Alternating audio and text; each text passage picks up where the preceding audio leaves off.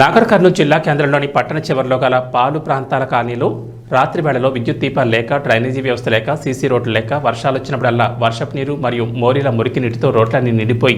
చెరువులు కుంటలుగా తలపిస్తున్న కాలనీల వీధులన్నీ నడవలేని పరిస్థితుందని, పాములు, తేళ్లు, వివిధ విషపురుగులు ఇండ్లలోకి వస్తున్నాయని, ఎప్పుడు ఏ విషపురుగు కాటుకు గురవుతామని అరిచేతుల్లో ప్రాణాలు పెట్టుకుని కాలం గడుపుతున్నామని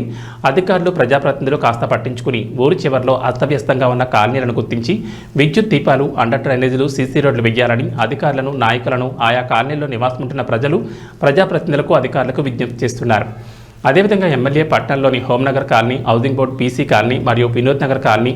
నాగనూరు చివరిలో గల బీసీ కాలనీ, నాగనూరు రోడ్లో గల పాత గోదాం ఏరియా, అదేవిధంగా ఎస్సీ కాలనీ వంటి ప్రాంతాలను ఒకసారి పర్యటించి ఆయా కాలనీలో గల సమస్యలను పరిష్కరించి మా కష్టాలు తీర్చాలని కోరుకుంటున్నారు.